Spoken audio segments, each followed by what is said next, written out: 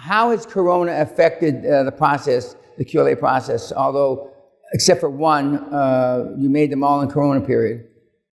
Well, it's actually quite amazing that, I mean, on the one hand, it seems I can find a lot of more motivated sellers. Hence, we have the 20 transactions in total we are working on or we have closed already.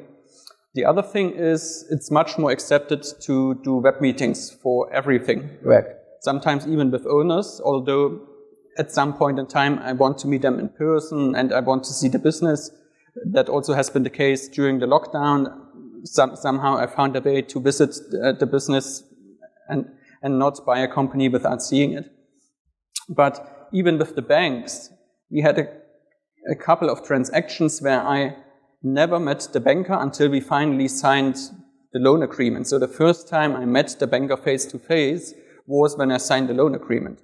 And that's quite amazing if you think about it. Well, I mean, it's absolutely amazing. I've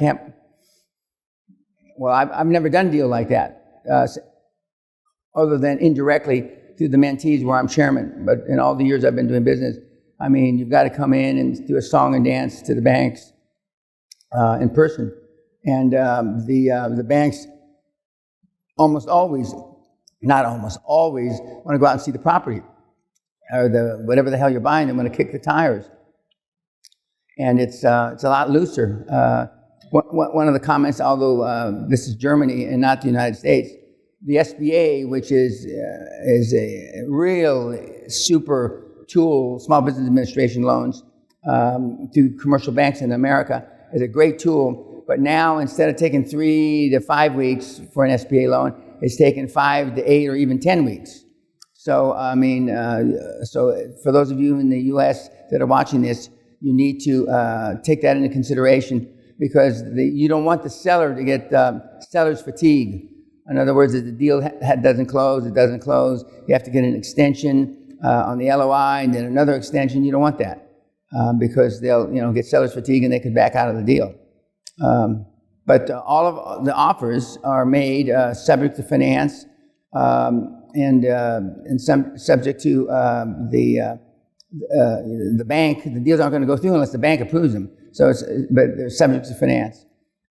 What then did you find the toughest part of the model, even though you've done almost everything you've done so far through Corona? You mean QLA in general or during Corona? Yeah. Well, I mean QLA, but you've only done it in Corona. Yeah. So I mean, so your judgment is skewed. Skewed, yeah. So what's the hardest? Well, as a preface, I would say that QLA in general isn't that hard if you take into account that you can become a multi-millionaire in a very short period of time, and that should come along. You mean like you? Like me? Yeah. I mean, at least on paper, but then it should be expected that you face at least some discomfort, I would say. But the hardest part in general, I would say, is the emotional sacrifice. And I would split that in 2 parts. The first part would be the pay price to action. We talked yesterday about it. It will be 3 years since I started the QLA process, and during that time, the relationship with my family worsened. I lost friends, and I didn't have that many friends to begin with. I'm physically less fit because I don't have time to train, and I have very little time to spend with my wife and kids. And some of these, more and less, these are all sacrifices for me. But I had to be willing to do them to achieve where I'm at. Andreas is the model we used, Bitcoin versus QLA.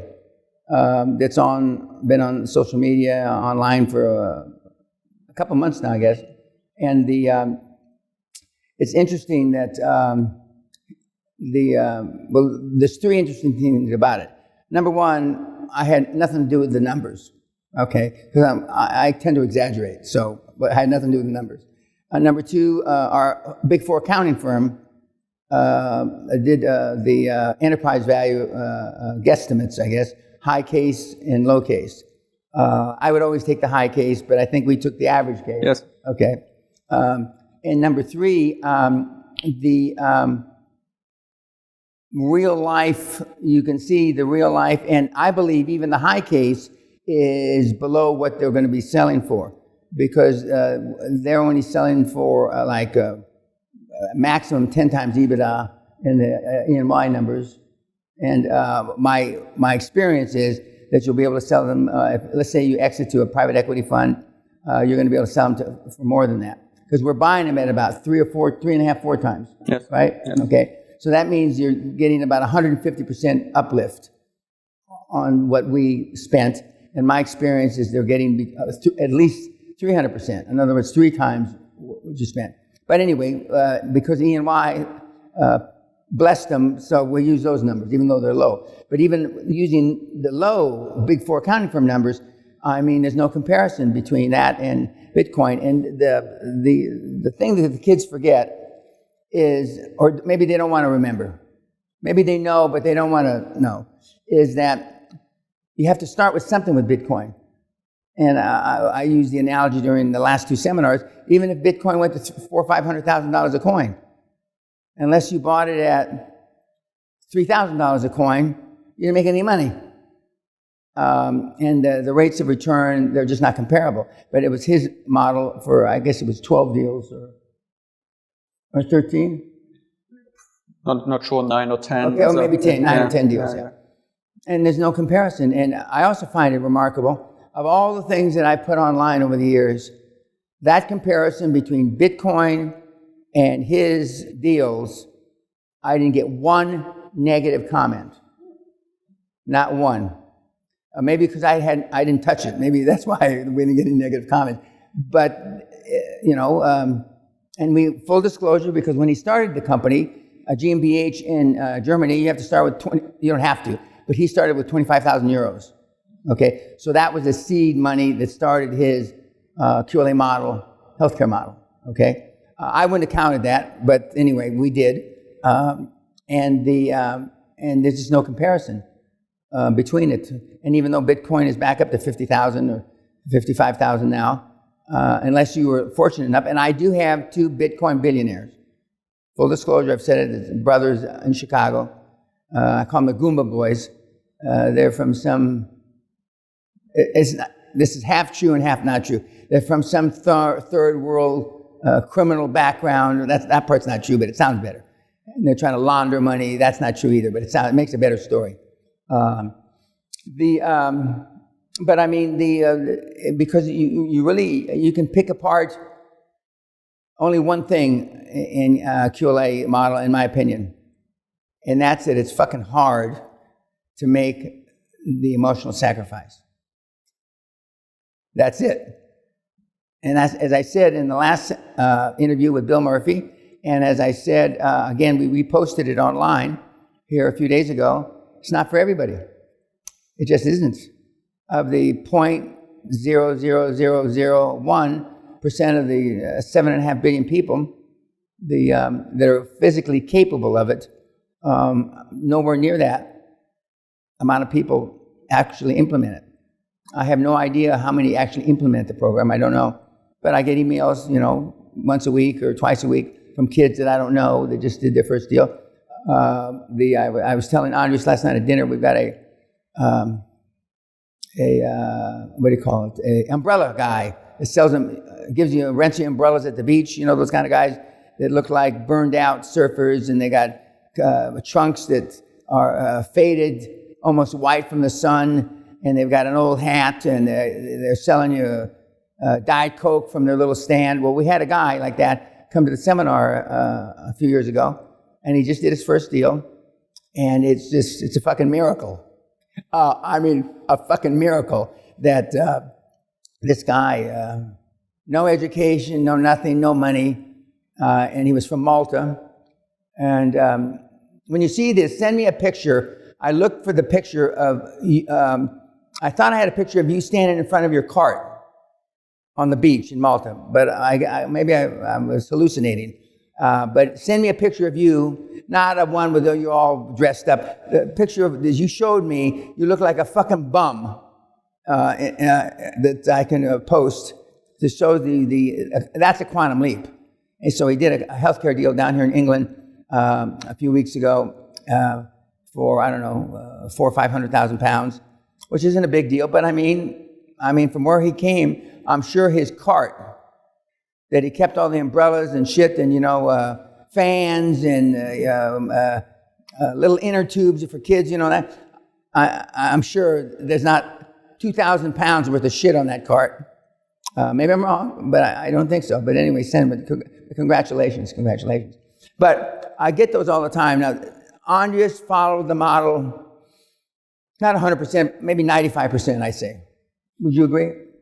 Yeah. But he's German, and that's probably a German 100%. Because I don't know anybody, I really don't know anybody that's ever followed the model 100%. And he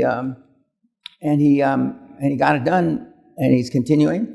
And the next acquisitions will be larger, and they'll have significantly more EBITDA. But at the end of this year, with 6 million EBITDA and 30 million that's euros in revenue, is pretty significant.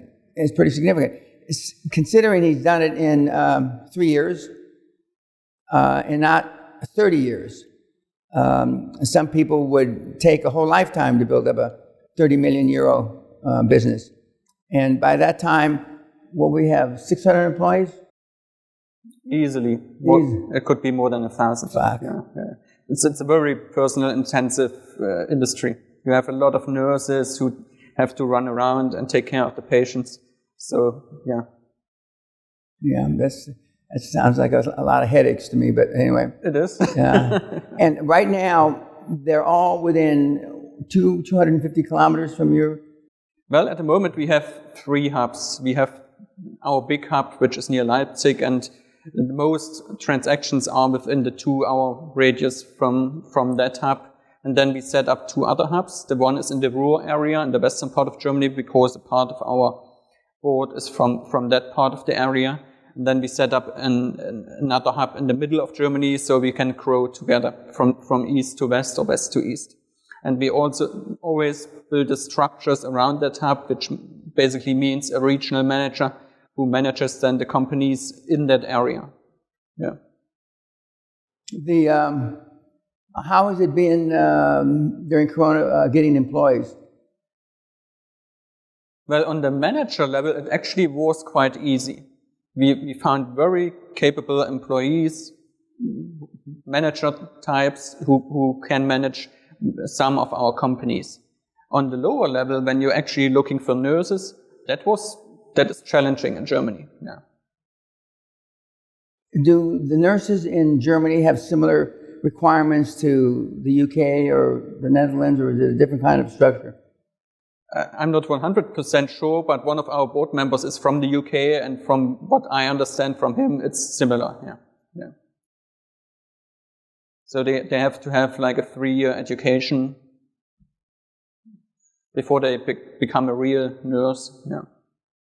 We have a guy that's going to be give a live webinar this week, who is a male nurse. I think he's from around Frankfurt, and he came to the seminar last year, and he said that qualified nurses were at a premium. There's a lot of nurses. I think he means by qualified, in other words, with a few years' experience, because I think they manufacture quite a number of nurses a year in Germany.